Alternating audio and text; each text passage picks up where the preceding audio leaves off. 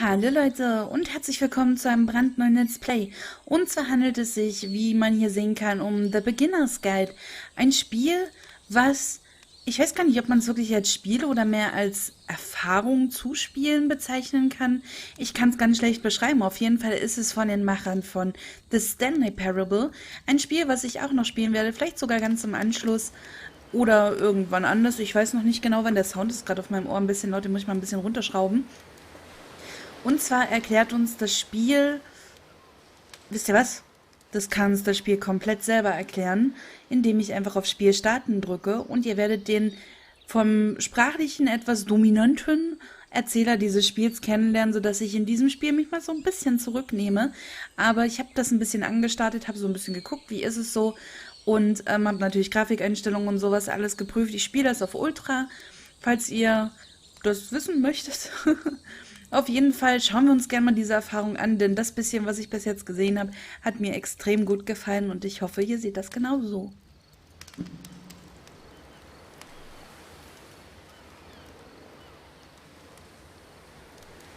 Haben wir an?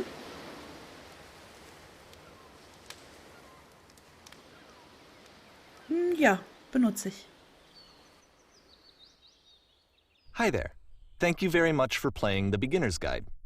My name is Davey Reedon. I wrote The Stanley Parable, and while that game tells a pretty absurd story, today I'm going to tell you about a series of events that happened between 2008 and 2011. We're going to look at the games made by a friend of mine named Coda. Now, these games mean a lot to me. I met Coda in early 2009 at a time when I was really struggling with some personal stuff, and his work pointed me in a very powerful direction. I found it to be a good reference point for the kinds of creative works that I wanted to make. So just to start you off, this is, I think, the first game he ever made. It's a level for Counter-Strike. You can walk around here, by the way. And mostly it's just Coda learning the basics of building a 3D environment. But what I like is that even though he starts from the simple aesthetic of a desert town, he then scatters these colorful abstract blobs and impossible floating crates around the level. And of course, it destroys the illusion that this actually is a desert town, and instead this level becomes a kind of calling card from its creator. It's like a reminder that this video game was constructed by a real person. And it kind of makes you wonder, what was going through his head as he was building this? This is what I like about all of Coda's games. I mean, not that they're all fascinating as games, but that they are all going to give us access to their creator. I want us to see past the games themselves. I want to get to know who this human being really is. And that's exactly what we're going to do here. So, it's 2008, Coda starts making these games, and he never releases any of them. He doesn't put them onto the internet, he just makes them and then immediately abandons them and they sit on his computer forever. And I think he really understood this image of himself as a recluse. At one point, he jokingly renamed his computer's recycling bin to Important Games Folder. So, you know, this was just how he worked. He tended to crank them out one after the other without even really pausing to try to understand what he had just made, until suddenly one day, he just stopped. In 2011, that was it. He made his last game, and then he hasn't made another one since. And that's why I've taken this opportunity to gather all of his work together, is because I find his games powerful and interesting, and I'd like this collection to reach him, to maybe encourage him to start creating again. And if the people like you who play this also happen to find his work interesting, then I'm sure it'll just send that much stronger of a message of encouragement to Coda. So thanks for joining me on this. If you have a particular interpretation that I haven't mentioned here, or if you just need to get in touch, you can email me at daveywreden@gmail.com. Okay, that's about it for introduction. Let's take a look at Coda's first proper game. As each game is loading, I'll show you the date that it was completed. This first one was made in November 2008.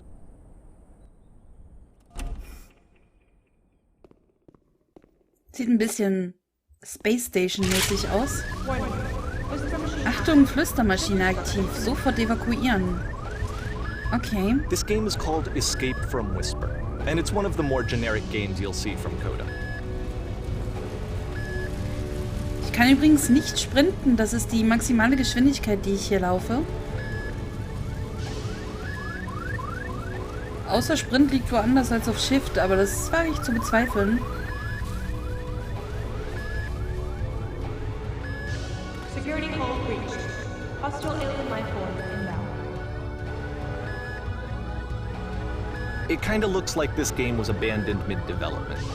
For instance, you have this gun, which you'd think would indicate that there are supposed to be monsters or enemies somewhere, but then clearly there are no enemies anywhere. You can't even reload the gun when you run out of bullets. But ultimately we don't really know. Maybe Coda thought that actually it was complete the way that it is. And I think that we should talk about his games for what they are, rather than for what they're not. Enemy force neutralized. Begin ship evacuation.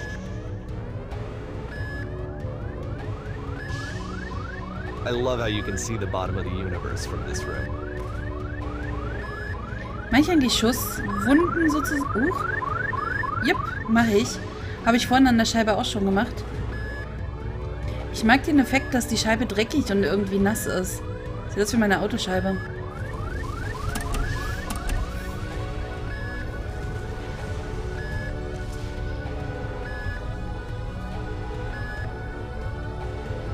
Apparently this space station has a labyrinth on it. Sure, I don't know. There's really no reason for it that I've ever been able to discern, so in the interest of time, I'm just gonna skip you on past it. Danke.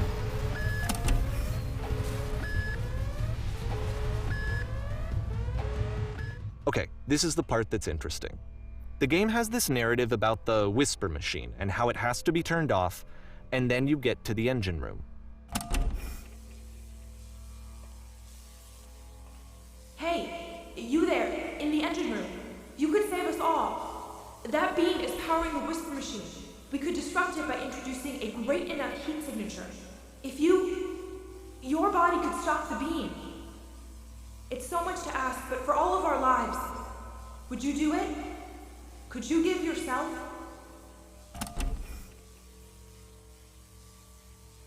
Ich nehme an, ich habe gar keine andere Wahl, als das zu tun, oder?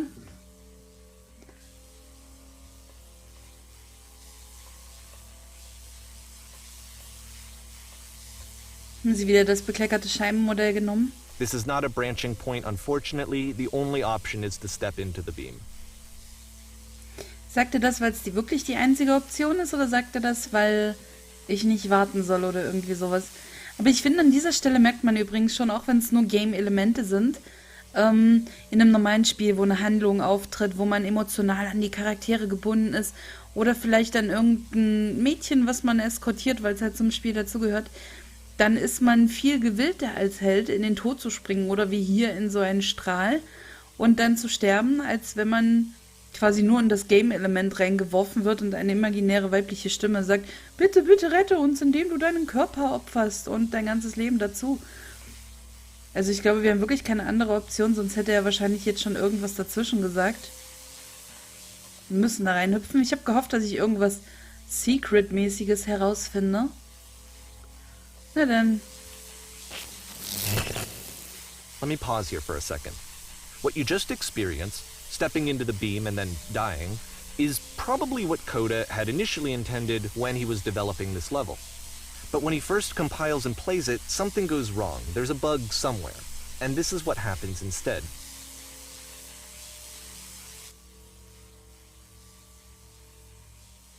Okay, wir können immer noch nicht raus. Wir sollen das also nochmal machen.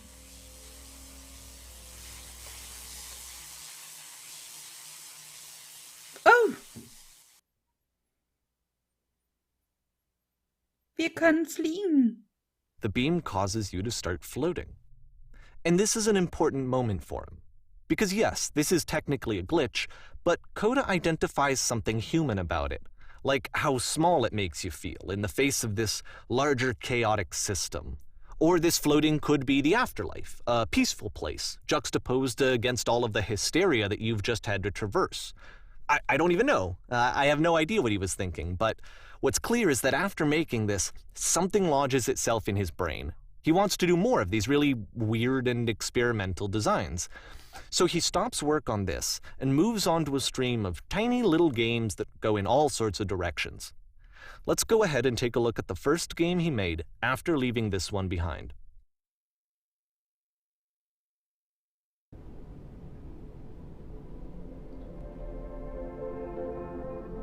Okay, ich kann irgendwie...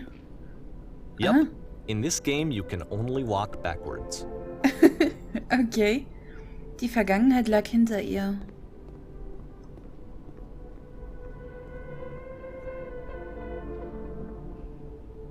Okay.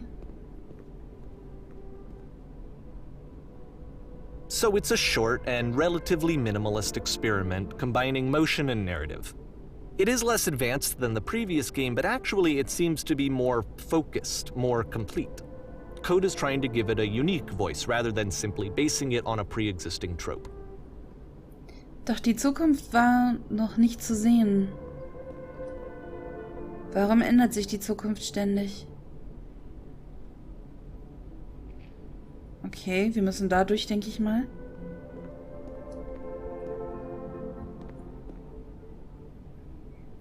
Wenn sie stehen bleibt und sich umsieht, wird es klarer.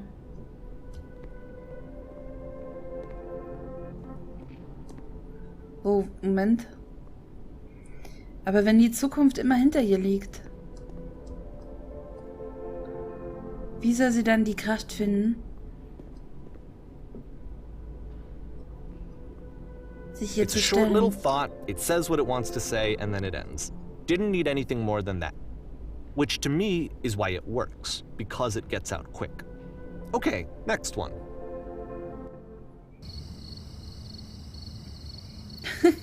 Das erinnert mich gerade barbarisch an Slender. Ich habe nämlich... Oh, ich kann nicht weiter nach rechts und nicht weiter nach links. Also ich muss auf dem Weg hier bleiben. Ich habe nämlich ursprünglich vorgehabt, jetzt Slender aufzunehmen. Aber es ist noch nicht dunkel genug, finde ich. Es ist zwar jetzt schon ein bisschen weiter am Abend, aber es ist noch nicht dunkel genug, um das aufzunehmen. Und ich will mich ja auch schließlich gruseln. Und ich weiß, Slender ist ein alter Hut von gestern, aber ich habe es selber noch nicht durchgespielt. Also nicht The 8 Pages, sondern Slender The Arrival. Und das habe ich auch als nächstes vor. Du betrittst nun...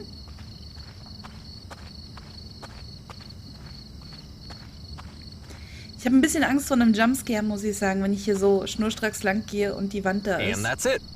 Okay, the meaning of this game won't be clear just yet. Please be patient with me for a few more games, and I promise you'll see what makes it interesting. Oftentimes, Coda would put bizarre titles like this one at the start of his games.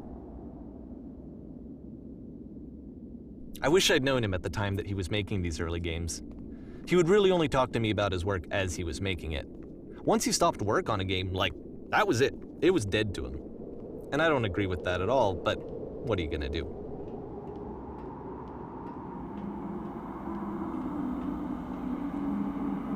Nein, wir werden langsamer. Wir haben Kaugummi an den Schuhen. Once you've been slowed to an absolute crawl, the door at the top of the stairs opens. So why, if Coda's not showing these games to anyone, why bother opening the door at all? Well, to show you, I'm modifying the game here so that when you press enter, it'll bring you back up to full speed so you can enter the door for yourself. Okay. Was ich gern wissen würde... Ah, verdammt. Ich wollte gucken, ob wir Fallschaden haben, aber hier ist ein Geländer quasi. Also nicht das Sichtbare, sondern das ist eine Wand, sodass man nicht übers Geländer stürzen kann. Okay.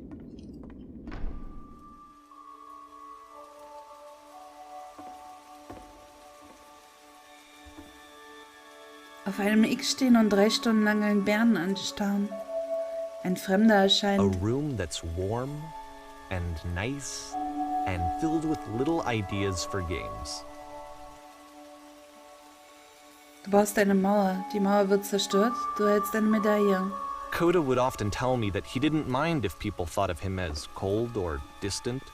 He said that he knew that he was actually a vibrant and compassionate person, but that it takes time to really see that. It can be a very slow climb to get there.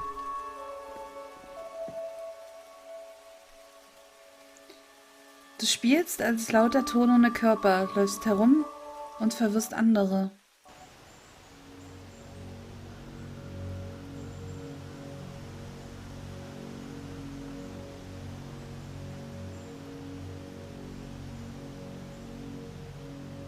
Liebe Leute, an der Stelle mache ich mal einen ganz kurzen Cut, würde ich sagen, denn die Folge ist vorbei. Und ich weiß nicht, wie ich ansonsten ihn unterbrechen soll in seiner Sprache. Wir sind schon in Kapitel 5, soweit war ich noch nicht. Das heißt, ich weiß nicht, was hier passiert. Aber ich würde mich freuen, wenn ihr in der nächsten Folge wieder dabei seid und mit mir dieses Ding erkundet. Bis dann. Tschüss.